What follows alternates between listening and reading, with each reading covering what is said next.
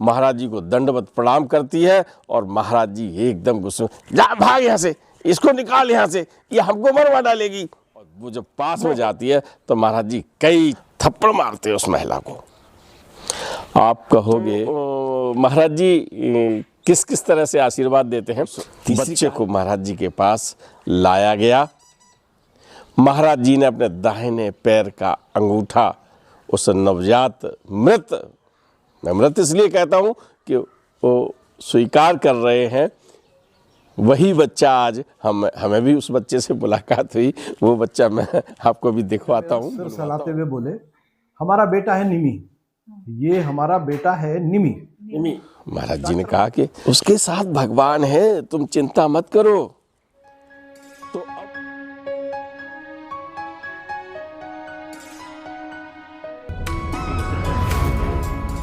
मित्रों नमस्कार, आप देख रहे हैं धर्मनिष्ठ पत्रिका का यूट्यूब चैनल दस्तक मीडिया। मैं विनोद शुक्ल आपको सुनाता हूं बाबा नीव करोली की अद्भुत गाथाएं। अद्भुत गाथाओं की श्रृंखला में आज हम लिए चलते हैं फोर चर्च लेन और कई भक्तों की ऐसी गाथाएं जिनके भविष्य में क्या होने वाला है। जब एक जीवन है और जीवन जब मिलता है, जन्म होता है, तो उस दिन एक बात निश्चित हो जाती है कि मृत्यु भी होनी है। और जब मृत्यु के खेल होते हैं, मृत्यु सन्निकट आती है, तो आदमी ज़्यादातर बीमार हो जाता है। और बीमारी की स्थिति में व्यक्ति वैसे सामान्य भी बीमार होता है, ऐसा नहीं है कि बीमार हो जाए तो मृत्यु होनी है। सामान्य तभी बीमार होता है। और जब व्यक्ति जन्म और जीवन काल का पूरा समय जी लेता है, और ये तो ऊपर वाला जानता है ना कि कितना जन्म के बाद कितना समय है जो मिला है, उसके निकट जब होता है तो आदमी में क्या परिवर्तन होते हैं। और उसके जो परिजन होते हैं, उसके रिश्तेदार होते हैं, उसके नज़दीक जो व्यक्ति होते हैं, जो उनके शुभचिंतक होते हैं, तो क्या करते हैं, दवा भी लेते हैं और दुआ भी लेते हैं। तो आज महाराज जी फोर चर्च लेन में बैठे हैं और फोर चर्च लेन में एक महिला आई हुई है और उसने कहा कि साहब हमारे पति महाराज जी बहुत बीमार हैं और आप आशीर्वाद दे दें, हमारे पति ठीक हो जाए। जीवन नैया उनके सहारे बंदी है, परिवार में वही कमाने वाले हैं और महाराज जी कृपा करो। महाराज जी ने कहा ठीक हो जाएगा, उसका एक ऑपरेशन होना है, वो बस तू सर्दी चल रही है ये इसी में करा डाल, ठीक हो जाएगा। महाराज जी ने बहुत सरल विधि से बता दिया कि उसका एक ऑपरेशन होना है। जिस बीमारी का, देखिए ये डॉक्टर निर्णय लेता है कि किसी बीमारी को ठीक करने के लिए दवा चलनी है, कि इंजेक्शन लगना है, कि सिरप देना है, कि कौन से कैप्सूल देने हैं, कौन सी टैबलेट देनी है। इनसे अगर कवर नहीं होता है तो फिर ऑपरेशन करना है ना, सर्जरी भी ज़रूरत होती है। लेकिन महाराज जी ने सीधी बात उन्हें बता दी, एक ऑपरेशन होना है, करा ले और इसी सर्दी में करा ले। महिला आशीर्वाद लेकर घर चली जाती है और जो महाराज जी के भक्त हैं अपनी अपनी बातें कह रहे हैं। सर्दी का समय बीत जाता है। महाराज जी मई जून में कैंची धाम में बैठे हैं और वही महिला फिर पहुंचती है। कहती है महाराज जी अब तो तबीयत बहुत खराब है, बहुत परेशान है। त्राहिमाम की स्थिति करते हुए महाराज जी को दंडवत प्रणाम करती है और महाराज जी एकदम गुस्से में, जा भाग यहाँ से, इसको निकाल यहाँ से, ये हमको मरवा डालेगी। बहुत तेज गुस्सा है वो। उन्हें मालूम है ना कि जो बताया था वो नहीं हुआ। ऑपरेशन कराया तूने? महाराज जी नहीं कराया। तो नहीं कराया तो हम क्या करें? और इधर महाराज जी जब गुस्सा में जब आते हैं तो फिर आप समझ लीजिए कि महाराज जी का गुस्सा तो फिर बहुत विकट होता था। जो महाराज जी के सानिध्य पाए भक्त हैं उन्हें मालूम है कि हाथ पैर भी चला देते थे, है ना। और कई कई गाथाओं में ये मामले आए हैं आपके सामने। और आज फिर वही दृश्य उत्पन्न हो गया है कि जो अपने पति के जीवन दान के लिए प्रार्थना करने आई है और उसको बाहर निकालने के लिए कह रहे हैं कि इसको भगा, और यहाँ तक कह दिया कि अगर ये यहाँ बैठी रही तो ये मुझे मार डालेगी।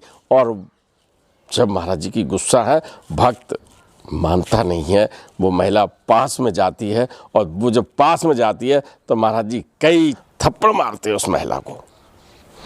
आप कहोगे कि ये व्यवहार तो अच्छा नहीं है, लेकिन उसका परिणाम सुनिएगा आप। जो दिखाई पड़ता है, संत का जब आशीर्वाद मिलता है तो दृश्य कुछ और होता है, और उसका परिणाम हमेशा ही भक्त के जीवन में भक्त को ऐसा परिणाम मिलता है जो उसने सोचा नहीं होता है, और हमेशा सुखदायी होता है। और जो ऑपरेशन उनका होना था उसके पति का, तो वो समझ लीजिए कि जो पीड़ा उसको यहाँ पहुँच गई उसकी पत्नी को, उसका फल पति को मिल गया। और पति जो मरणासन अवस्था में था, उसने ये बताया था, घर पे रामायण चल रही है, जब कोई अंत समय निकट आ जाता है तो आदमी कोई गाय का पूजन करवाता है, कोई रामायण करवाता है, कोई कथा सुनवाने लगता है, तो वो चल रहा था। वो उसका पति फिर बिना ऑपरेशन कराए ठीक हो गया, और उसने अपना पूरा जीवन जिया स्वाभाविक मौत को। भाई मौत तो सबकी होनी है, तो वो उस समय उसकी आयु बढ़ गई। तो महाराज जी ने जो आशीर्वाद दिया उसका रास्ता कुछ और था। और ये मैं आज आपको ये भी बताना चाहूँगा, मालूम सबको है, हम तो बताते रहते हैं आपको, कि चाहे वो कितना ही उच्च पदस्थ हो और चाहे बहुत ही साधारण व्यक्ति हो, मृत्यु सबकी निश्चित है। आज महाराज जी बैठे हुए हैं अपने तख्त पर, और एक महिला आई है अपने ससुर के प्राणदान मांगने के लिए। यानी उसके पति महाराज जी के भक्त हैं, परिवार पूरा भक्त है, और उसके जो धर्म पिता हैं ससुर साहब, वो हाई कोर्ट यानी माननीय उच्च न्यायालय इलाहाबाद प्रयागराज के सेवानिवृत्त जज हैं। तो आपको पता होगा कि जब अदालत में बहस होती है तो वहाँ सीधा सीधा माई लॉर्ड कहा जाता है, मेरे भगवान कहा जाता है। तो आज वही भगवान बीमार है, और उनकी पुत्र वधू महाराज जी के पास आई है और कह रही है कि महाराज जी, पिताजी की तबीयत बहुत खराब है, आप हमें आशीर्वाद दे दें। महाराज जी क्या कहा, तू यहाँ घूम रही है, यहाँ टाइम खराब कर रही है, यहाँ बैठी है, अरे अस्पताल में तेरा ससुर है, तू उसकी सेवा कर।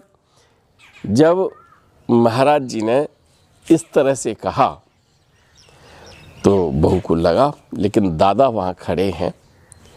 दादा को पता है कि जज साहब महाराज जी के अनन्य भक्तों में आते हैं, और उससे एक बार भी ये नहीं कहा कि जा ठीक हो जाएंगे। बहू चली जाती है और कहती है हम गए, महाराज जी का आशीर्वाद ले आए हैं। उन्होंने कहा तुम यहाँ टाइम मत खराब करो, तुम वहीं अस्पताल में जाओ। दादा बाबा से कहते हैं कि बाबा ये बताओ जज साहब बचेंगे कि नहीं बचेंगे। कहते हमें क्या मालूम, हम किसी को ये मालूम है कि कौन चला जाएगा कौन रह जाएगा, चल उसे देख के आते हैं। और महाराज जी और दादा दोनों लोग मिलके अस्पताल में जाते हैं। जज साहब पर महाराज जी कृपा बरसाते हैं, और मृत्यु के समय लोगों को कष्ट भी होता है, और उस कष्ट से उनके दर्शन मात्र से उनकी फिर अगले दिन मुक्ति हो जाती है। तो महाराज जी किस किस तरह से आशीर्वाद देते हैं, तीसरी कहानी मैं ऐसी बताने जा रहा हूँ कि जिन पर महाराज जी ने कृपा की है ना, वो आज हमारे बीच हैं। अभी मुझे उनके दर्शन का सौभाग्य मिला। और मैंने एक कहानी आपको सुनाई थी कि एक नवजात था, नवजात के घर में बड़ी परेशानी थी, क्या हुआ था, बच्चा पैदा हुआ, बच्चा पैदा होते ही ख़त्म हो गया, और ख़त्म जब बच्चा हो जाता है तो मृत्यु है, चाहे वो भले ही नवजात की हो। घर में कोहराम मच जाता है। जो खुशियां होती हैं उस समय, जब बच्चे के जन्म के समय तैयारी होती हैं, लोग अपने अपने तरह से खुशी मनाते हैं, और उन खुशियों के बीच में जब पता ये चलता है कि जो नवजात शिशु है पैदा होते ही मर गया। ऐसा ही हुआ था महाराज जी के एक भक्त के यहाँ, और नवजात शिशु खत्म हो गया था।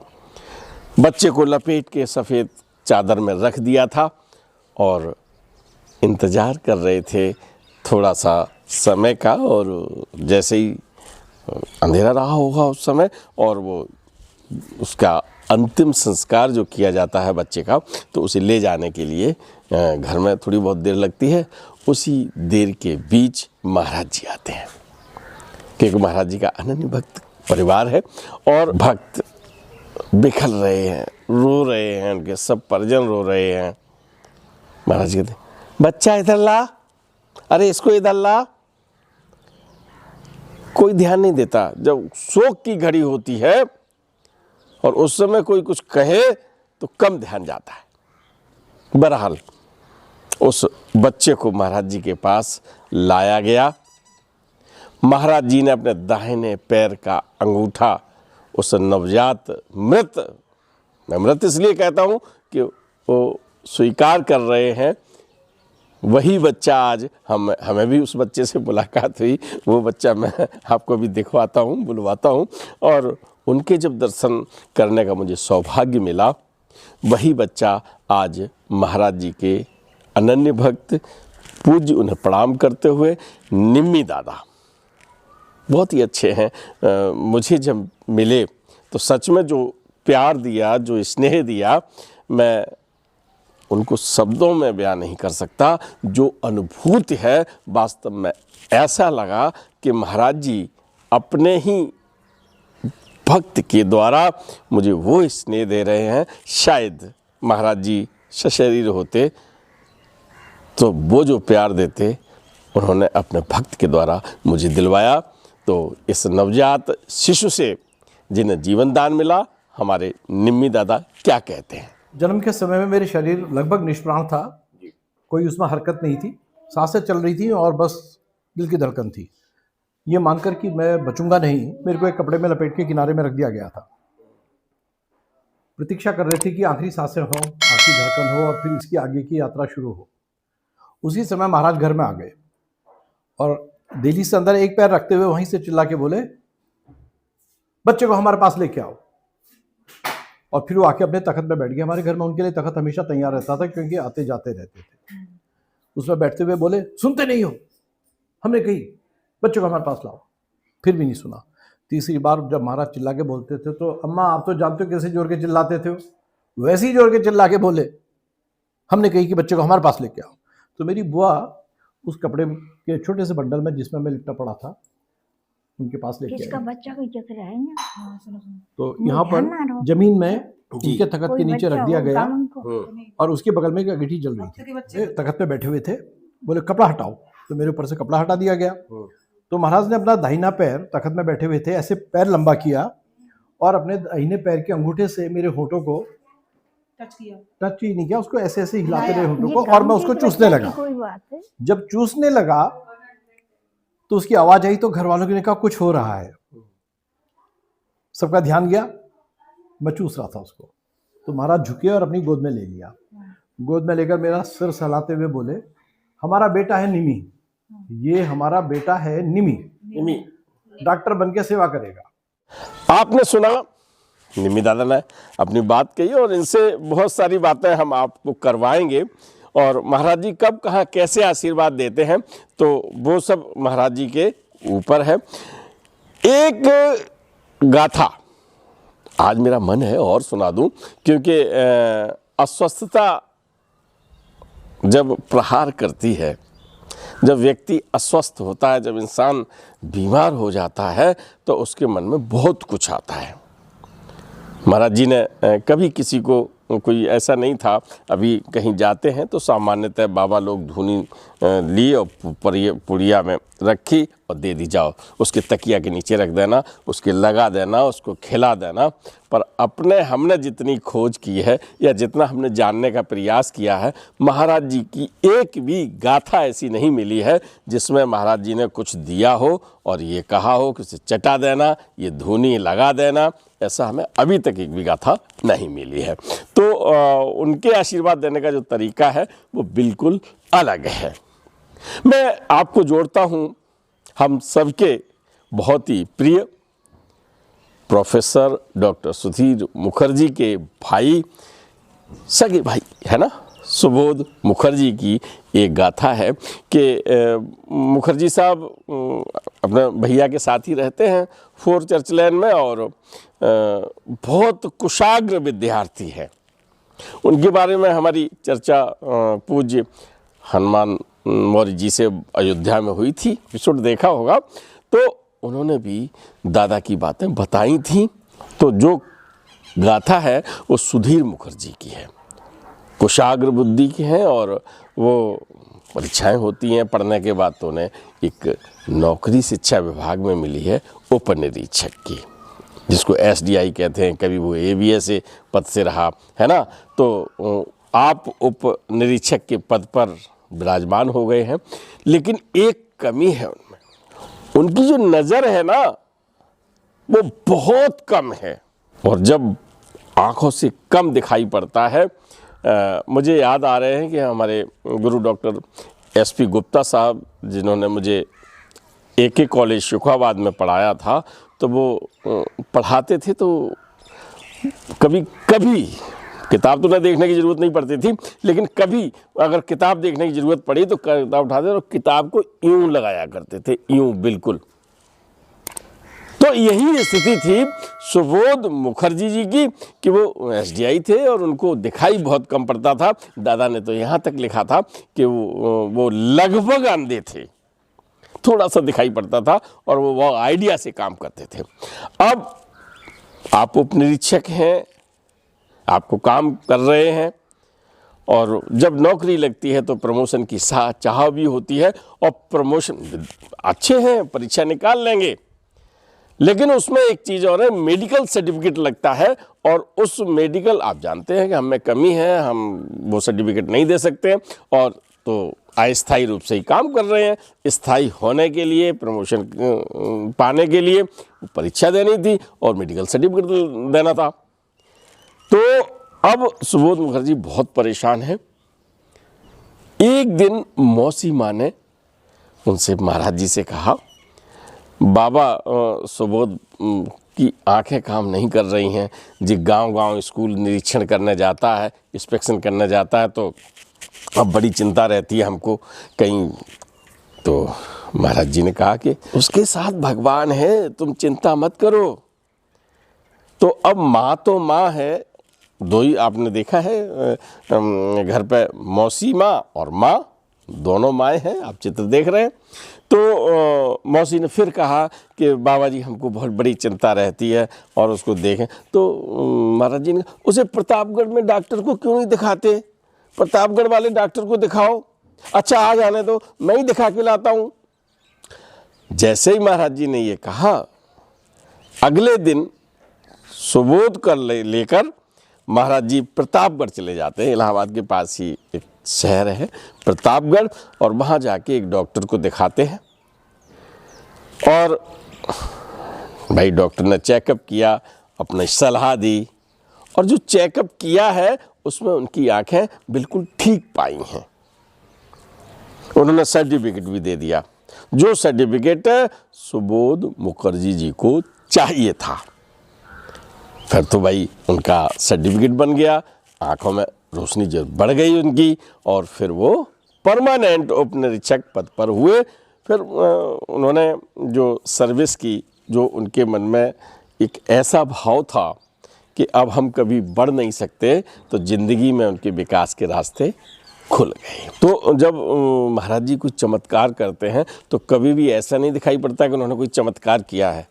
वो बस ये बताते हैं कि ऐसा कर ले, डॉक्टर को दिखा ले, ये कर ले, वहाँ चला जाना, उससे मिल लेना, है ना, इसी तरह से कहते हैं और उन्हें जो करना होता है वो कर देते हैं। तो एक बार की बात दादा ने लिखी है कि लखनऊ से महाराज आए और महाराज जी अनमने हैं।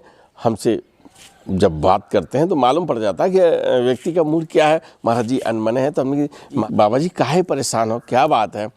अरे तुझे नहीं पता, तेरा दोस्त, तेरा मित्र बीमार है, लखनऊ के हॉस्पिटल में है।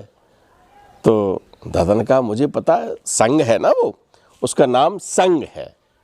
तो संग बीमार है ये दादा को पता है, लेकिन दादा ने जब बाबा को चिंतित देखा तो फिर दादा और ज़्यादा चिंतित हो गए, क्योंकि संत जब चिंता में आते हैं तो निश्चित रूप से कोई गंभीर बात होती है। तो दादा ने पूछ लिया, बाबा संग ठीक हो जाएगा?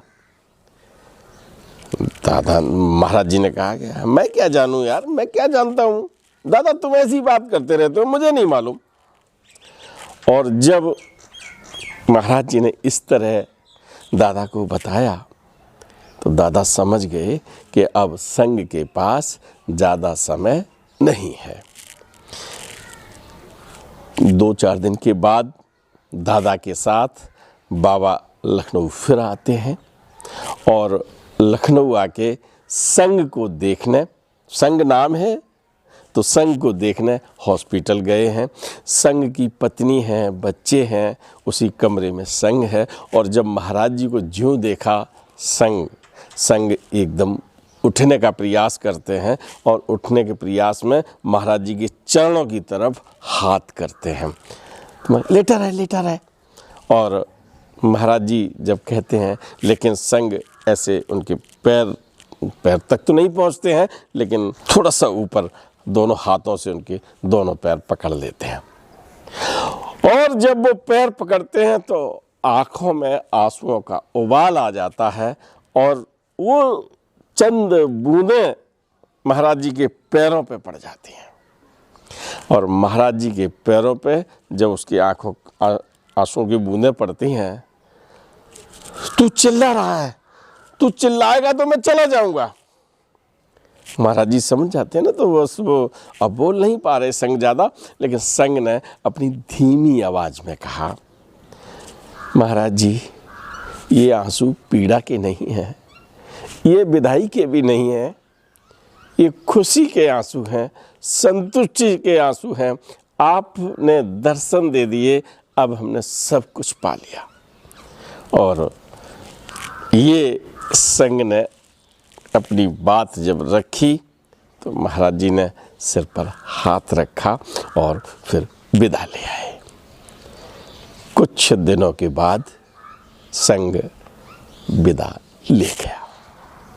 मैंने आपको आज जो गाथाएं सुनाई हैं उनका उद्देश्य केवल ये है कि चाहे कष्ट हो, किसी पीड़ादायक स्थिति में पहुंच गए हो, तो आप ये मान लीजिए कि कोई प्रारब्ध है और जो निश्चित हो चुका है वो होगा।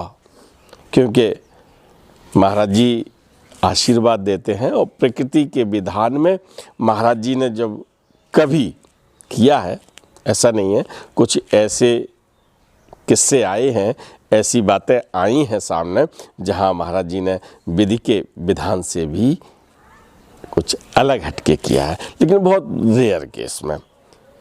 प्रकृति की सृष्टि के चक्र में महाराज जी ने कभी भी ऐसा कार्य नहीं किया है कि जहां प्रकृति का चक्र बाधित हो। अब हम दोनों बातें कह रहे हैं कि किया भी है नहीं किया है, तो मैं आपको बताऊं सामान्यतः उन्होंने सृष्टि के चक्र में, हालांकि उनके उदाहरण अलग तरह के हैं, जैसे निम्मी दादा का उदाहरण है, मृत्यु हो चुकी थी, लेकिन एक कोई न कोई ऐसा प्रारब्ध था जिससे महाराज जी ने उन्हें जीवन दान दिया और दादा का हम सबको आशीर्वाद मिल रहा है। और ऐसे भी उदाहरण हैं कि जहाँ गए, दर्शन दिए, बात हुई और वो इस संसार से मुक्त हो गए, छोटे परिवार से भी और बड़े परिवार से भी, उच्च पदस्थ भी और जो सामान्य व्यक्ति भी, सबके साथ एक ही जगह ऐसी है जहाँ कोई भेद नहीं होता, है ना। समझ गए ना। तो मैं एक चीज़ चलते चलते और बता दूं, संसार में आप रह रहे हैं, अपना जीवन जी रहे हैं, और एक बार मन स्थिति में ऐसी जगह जरूर जाइएगा कि जब बहुत पावरफुल, बहुत सम्मान और सब कुछ मिला आपने जीवन में, और फिर एक क्षण ऐसा आता है कि जहां जीवन की बागडोर काल के हाथ में गई, फिर आप कुछ नहीं कर सकते। फिर उस समय 4 कंधों का सहारा होता है, और जो मंजिल होती है अंतिम संस्कार की, वहां पर भी लोग पहुंचाते हैं। तो वहाँ कभी कभी हो सके तो ज़रूर कोई काम, और विशेष तौर से कभी कुछ ऐसे काम आ जाते हैं जो मन को स्वीकार नहीं होते और आप करने जा रहे हो, तो ज़रूर सोचिएगा। निश्चित रूप से आपको उन कार्यों से भी मुक्ति मिलेगी और जीवन का बेड़ा पार भी होगा, और वहाँ कहीं कोई भेद नहीं है। ठीक है ना। चल पड़े। राम राम।